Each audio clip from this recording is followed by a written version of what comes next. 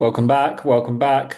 Two episodes, 1 week. Who are we? The best podcast in the world. Oh, yeah, that's right. That's who we are.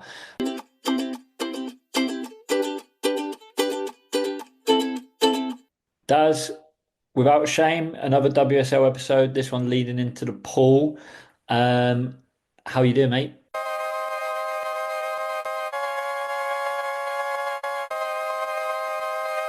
I'm doing pretty good, Matty. I just want to introduce a new section for the year. It's called Does Diligence Training Steps for people that don't have time to put on kooky sports uniforms and film themselves, etc. So today's training session was leg work. This is for all potential fathers or people with pellet chimneys. I carried six 15-kilo bags of pellets from the car to the terrace.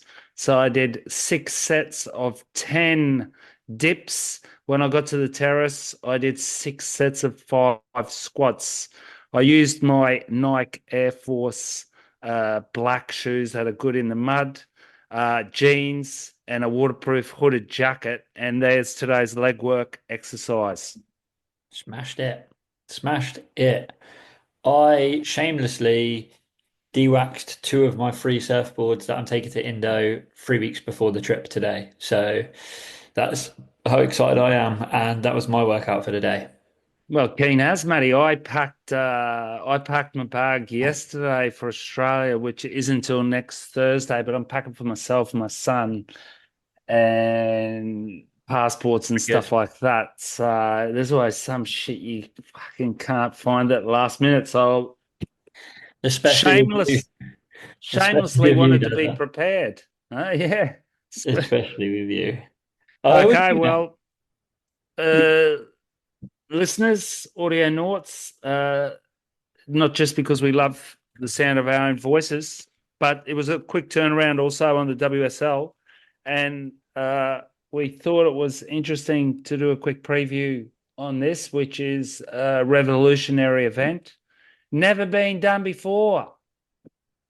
Surf competition in the Middle East. Am I right or wrong, Matt? I would say WSL surf competition's never been done in the Middle East.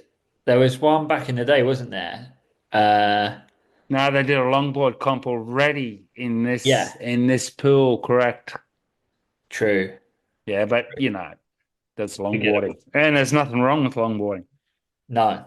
But yeah, quick turnaround, which I think is sick. Like I love the fact that like everyone's like kind of feeling the hype of pipe, which rhymed and that was quite cool. Um, but going straight into this and then like after this and all year really is a pretty quick turnaround on most events. So that's pretty cool.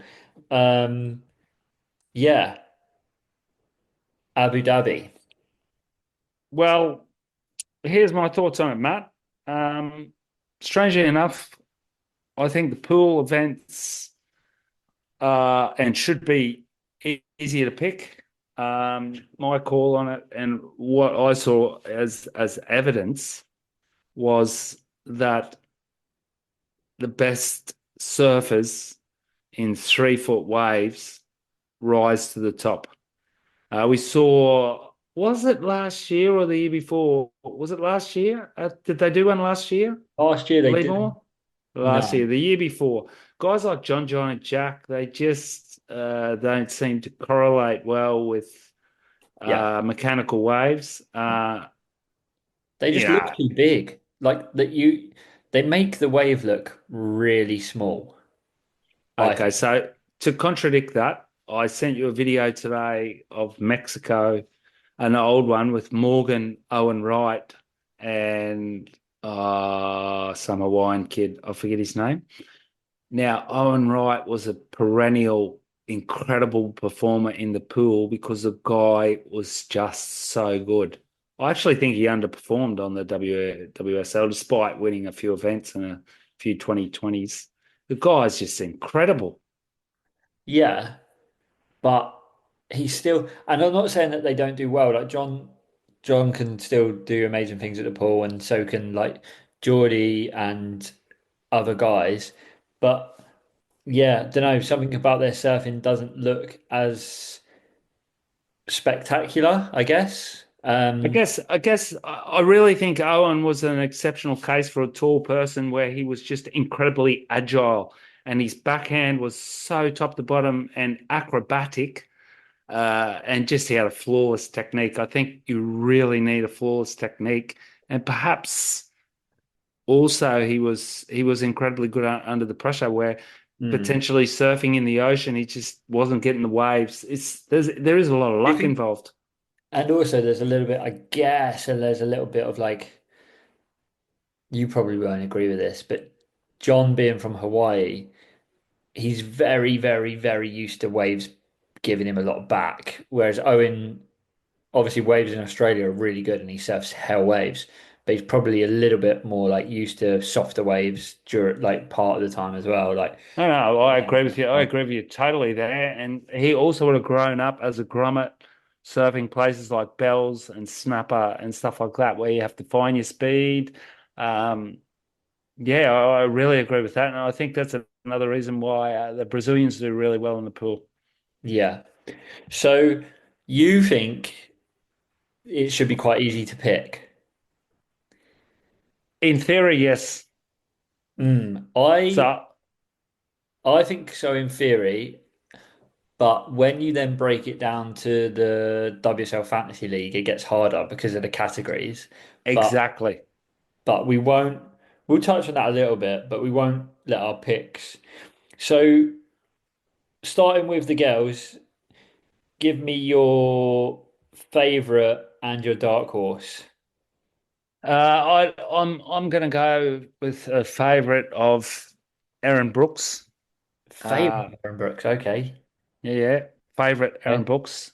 Small, nothing to lose, religious, God's on a side, incredibly good front side and backside. Probably the best backside tube rider in the women's on the women's draw. The only thing that can stop Erin from winning this comp is if she crumbles under pressure, which we haven't seen yet. Now, that's a really important thing with the pool is they're given a certain amount of runs and it's full pressure. It's exactly like what the snowboarders have to do. Everyone else in the world, ice skaters, whatever, they got a allotted time. Give us your best. Yeah, so with that, I would also add Erin's a good pick because she has spent a lot of time in pools. Yep. Very, Oh, very familiar with clips of Erin coming out of Waco, coming out of urban surf and stuff like that. So I don't think that's a bad pick at all. I was expecting you to maybe try and wangle her as your dark horse. no, no, no. I think she's going to win it, and I think the real reason I think that, and I noticed it at Pipe and somewhere else, is for example, Caroline Marks. Well, we'll soon see. She can't really ride a backhand barrel.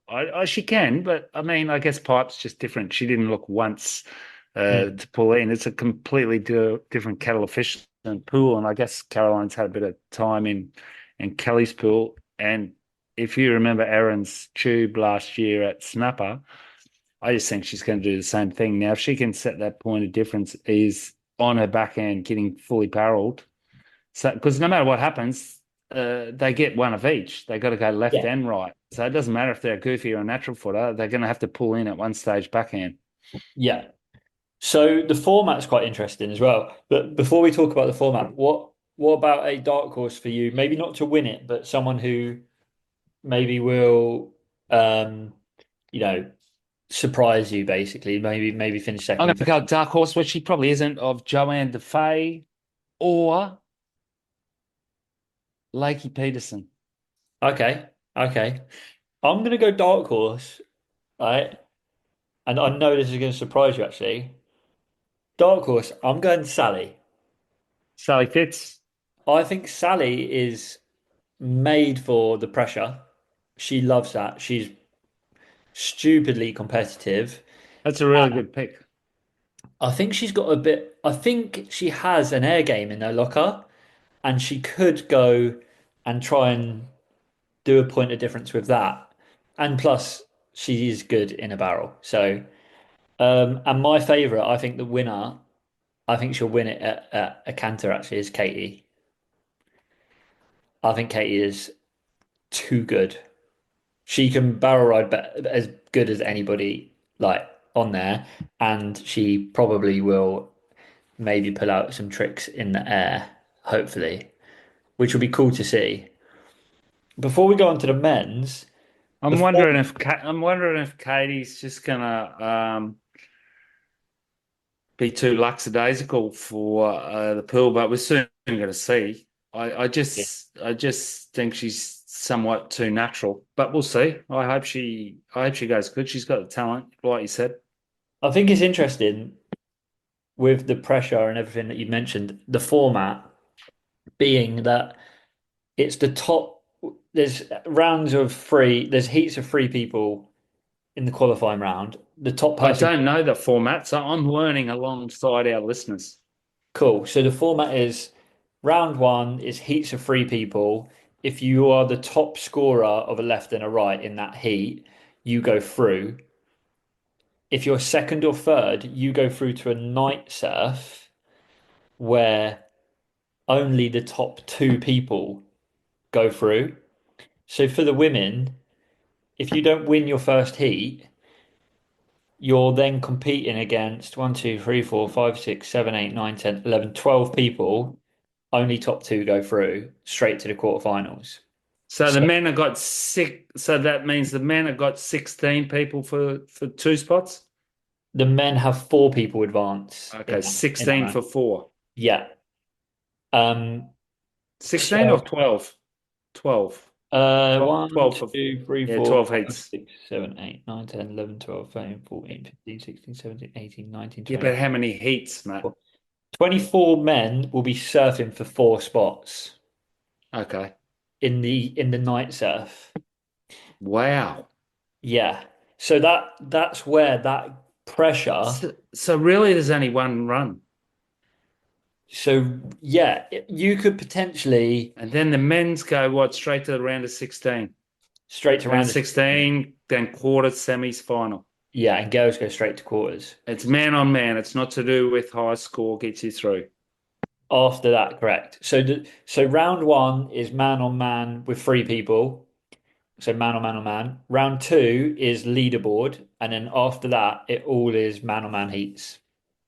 That's really interesting to pick your team because obviously you're not going to want to have two. You're going to really have to try and avoid friendly fire. Yeah, but you're also going to have to really try and be on it and change your team in between the first round and the second round because the likelihood of, you're picking four people out of 24 is that's heavy. Um, so yeah, be very on your team swaps is what I would So, advise. so Matthew Hayes in the situation that who knows if it can happen. Let's say Felipe falls off on one of his runs, Yeah. unheard of, and goes into the knockout round. Would you pick him? Or bracket wise, probably, yeah. Good question, right? Really good question. Same as like Katie, you said about her being lackadaisical. What about if for her first round she takes it a little bit easy and someone surprises her and then she's in that as well and only two go through? It's like the same scenario, but for them. What about then men's wise, winner and dark horse for you?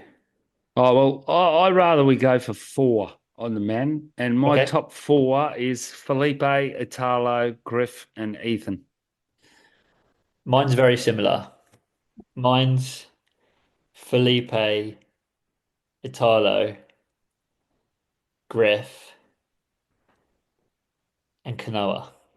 And Canoa, good call, good call. He's got everything, and he's a really good 3 foot surfer, and he's pretty good under pressure. He's a competitive prodigy.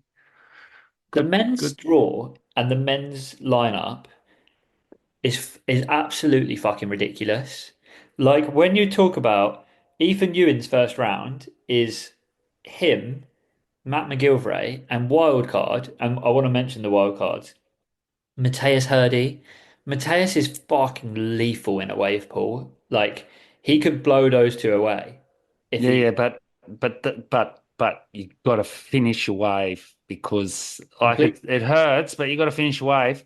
And Mateus hasn't been on the world tour yet. I thought the same thing. Obviously, he's a lethal wild card. Kalani, no, Kalani. Cowley Vast is lethal too because he's Yeah, really good backside. He's got every very, trick in the very book. good. Also, listen to this for it. The It's round a big one, difference between good and top echelon Matt. round one, Italo, Joel Vaughan, and Bronson Mady, right?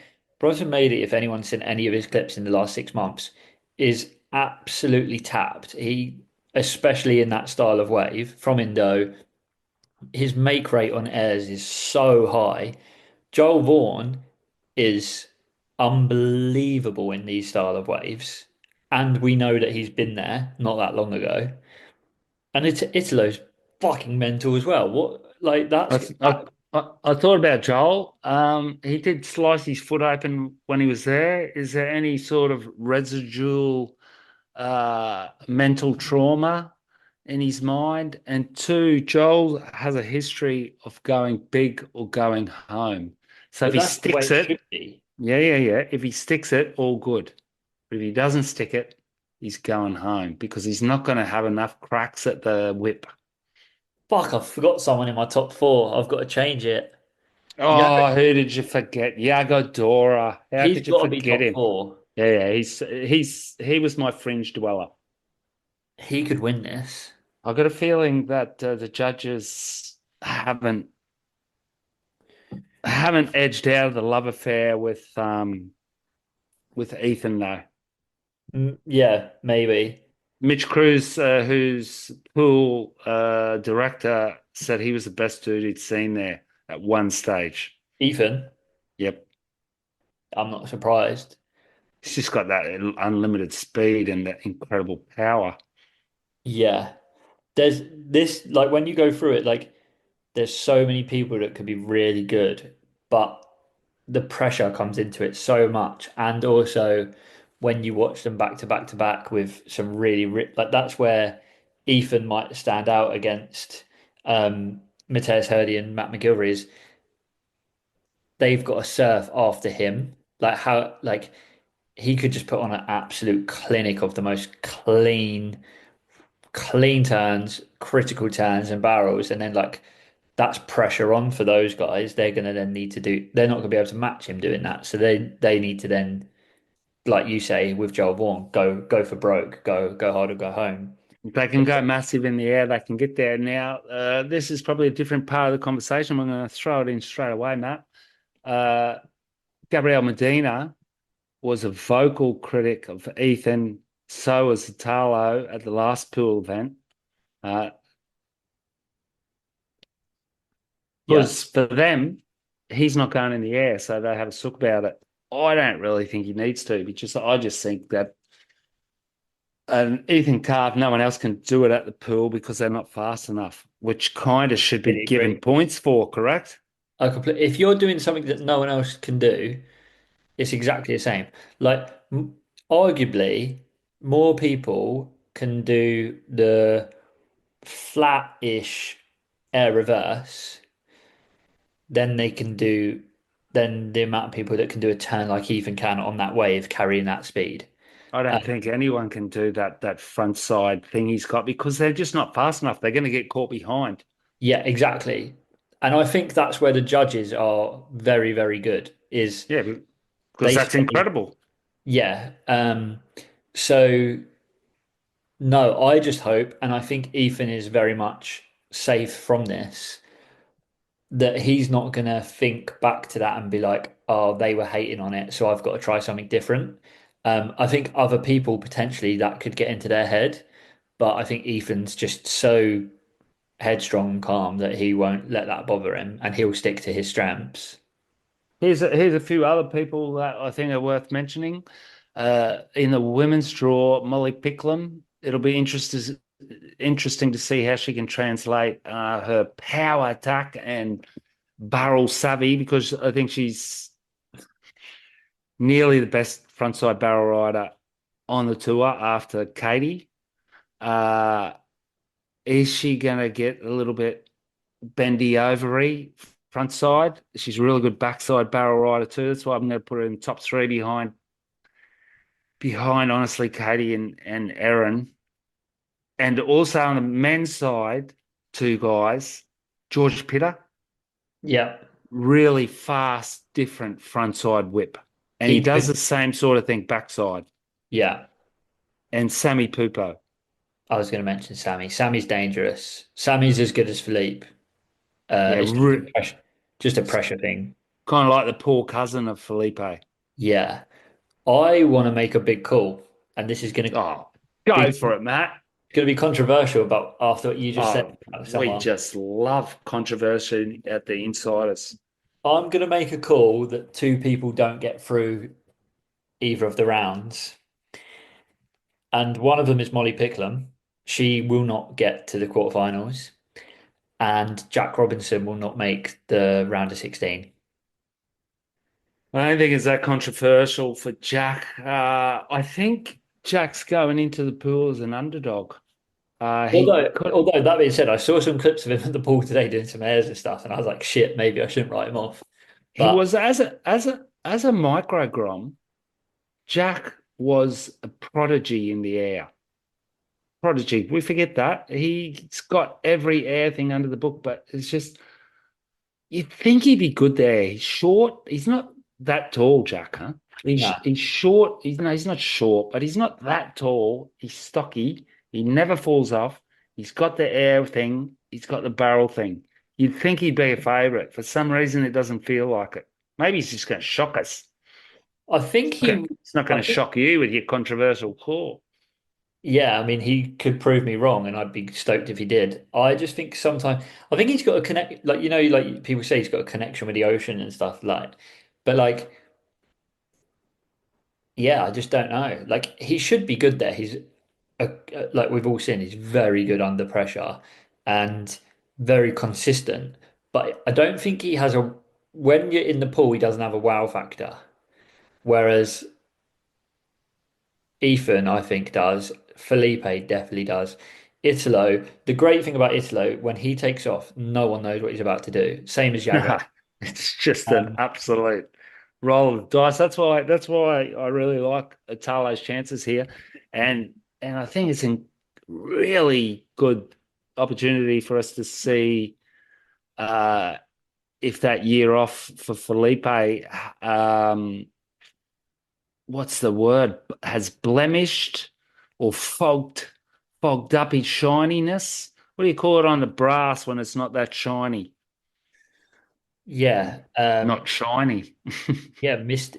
Yeah, it's just like I was going to mention it in a slightly different saying, but like boxers say about having ring rust, when a really good boxer That's it. There has you a year go. out, they then come back and it's like they know they've got everything there, but they just don't have like the full power of all of their capabilities back right yet. So definitely interesting with Philippe. I think he's less of a favorite than most other years. Um, I did want to touch on it. I Just, don't think Felipe's backhand is as exciting as some of these other guys. it's just that he Uh, can go in the air. Like the difference is he can do backside airs, and a lot of other people True, and don't. he's only a tiny tiker, so the backside tubes. Yeah, Geordie, if this wave was 1 foot bigger, yeah, I'd have him as a favourite. same. And also, I just think he's too big for it. if this wave was on tour when he first started out, like he seemed to have a bit of a better or a bit more reliance on an air game when he first started out. He could do damage. I He wanted was a to freak. mention just to be a as a public service announcement to our listeners because of the car crash he had at Pipe, or they both had. Yago Dora and Sammy Popo are both in tier C of the picks, and that's nuts. So if you don't cash in on that, then that's your own fault. Unless they do really badly, and then it's not my fault. Um, but yeah, that is a crazy TSE. But I am usually I know it's going to fade. I'm usually quite pessimistic about the pool. I'm quietly optimistic that this could be good and fun. Um, I'm worried about how the commentary team might absolutely butcher it. Um, and other than that, I'm quite excited to see where it goes. But I am again more excited to see what comes from the ladies than I am the men's side. Do you think Tyler Wright's going to speak out about homosexual rights? Well, you Here brought is the platform for her. This is the biggest opportunity she's ever going to have to like I listened really, to really rattle the cage.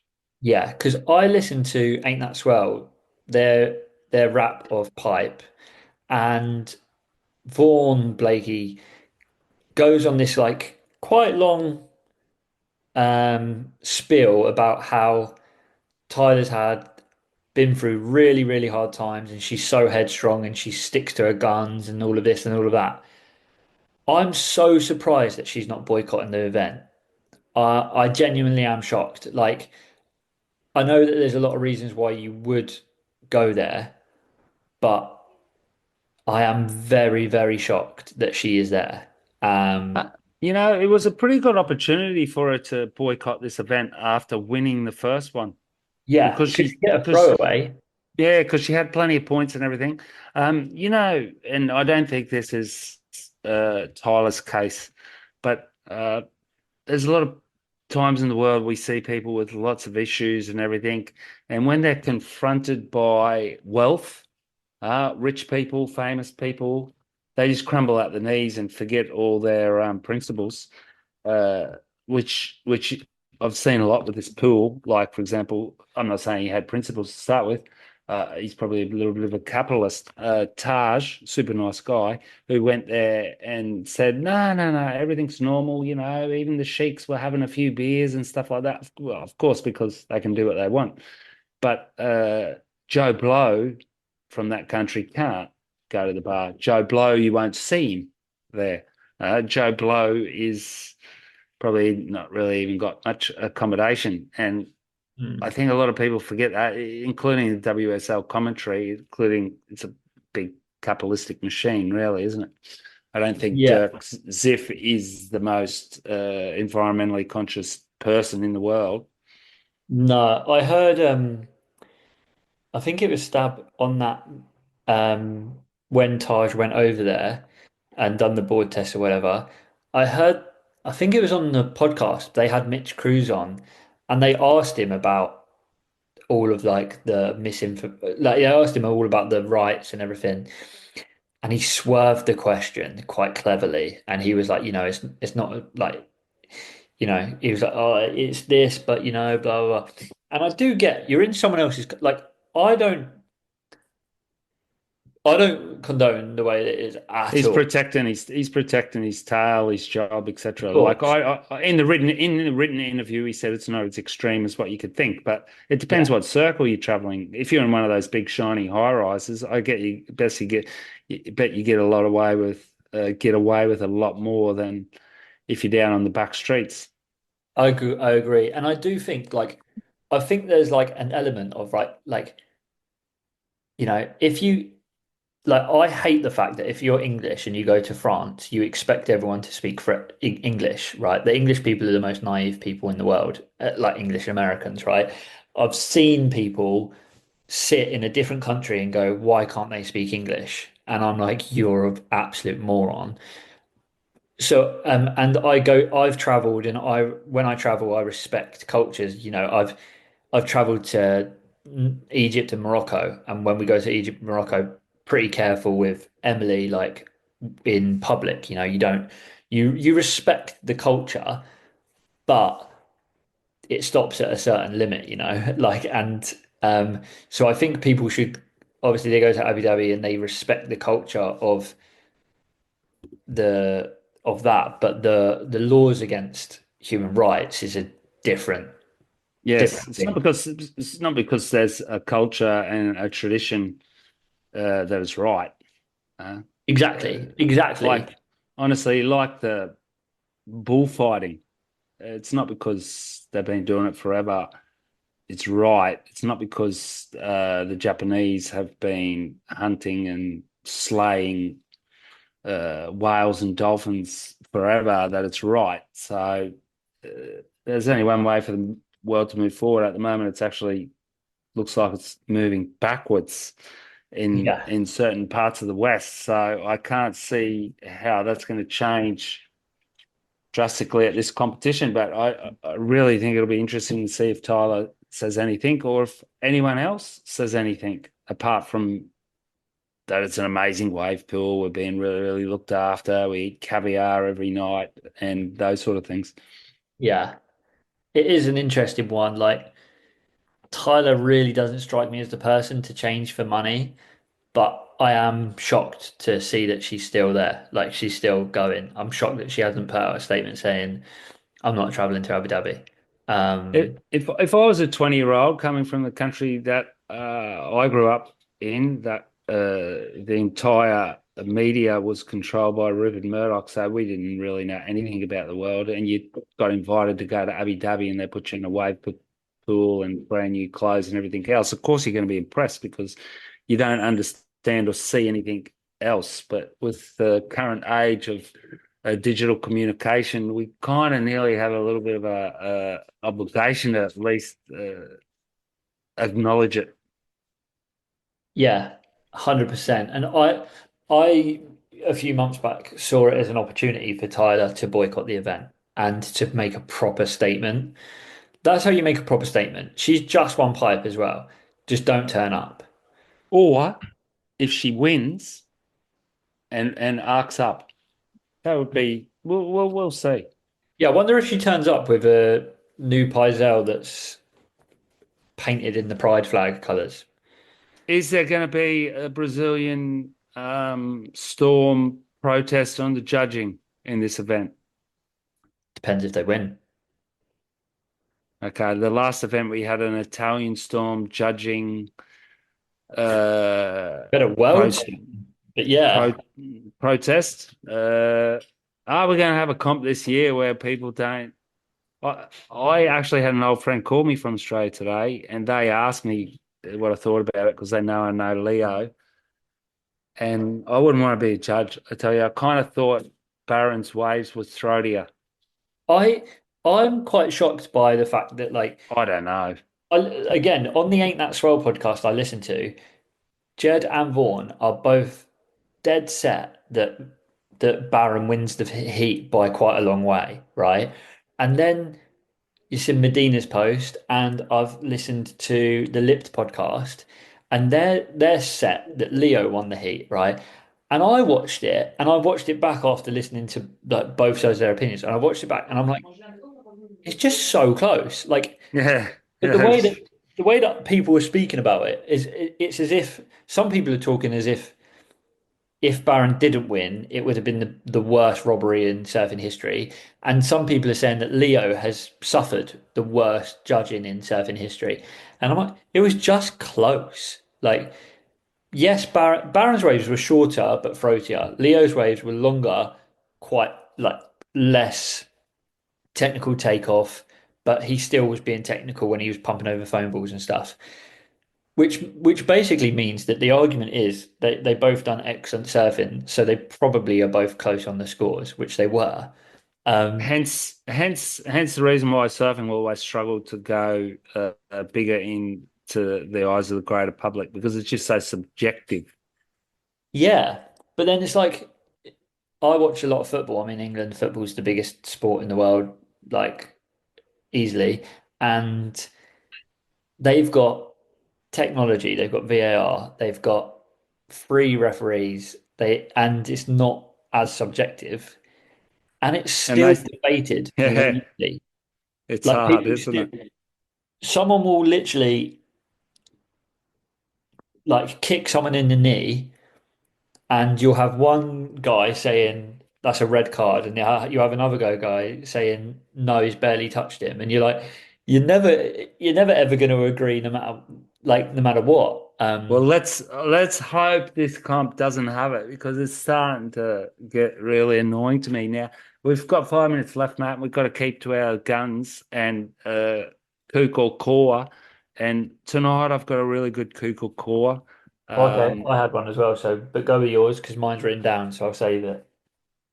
okay, so if you're a low to medium ability surfer who's now getting towed in at Nazare or somewhere else in the world, do you put on your profile of your social media channel Big Wave Surfer and then have posts training starts now?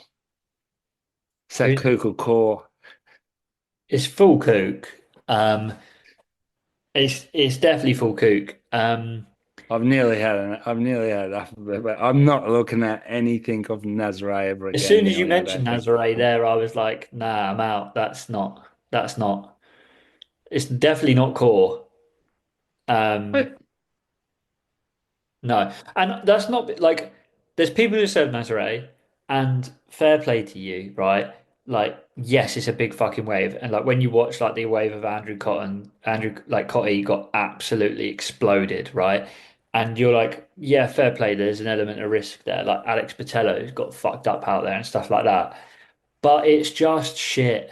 Like it's like you can't make it cool, and that's just, it's the same as if you sup or if you um like yeah. it's not, hey, it's not a thing about inclusive or exclusive. These these people can do these things. Good on, mate. It's fantastic. Like you can go up to the mountain and go off a black run as well if you want, but you don't have to put on your profile, I'm a black run downhill skier when you're absolutely not. When it takes you an hour and a half to get to the bottom where the actual dudes that are competing, or that if you've put a little bit of paper in the water and saw it change color, and you put scientist But what on about your if we do that? What about if we start a new thing where everybody on their social profiles puts the biggest wave they've surfed, right? So you'll get loads of people like 4.5 foot fistral and um like and the real test will be that some of these people put them out at 8 foot G land, same size wave as Nazare, put them out at a reef break, and it's all over with no jet ski. we'll just It's take away all the ski. Just take away the That's ski. it. It's all over for them in like 30 seconds, or even put them on their ski and give them a day at ship sterns Yeah. with those steps trying to get down to the bottom. Did you ever watch that Ned Hart wave?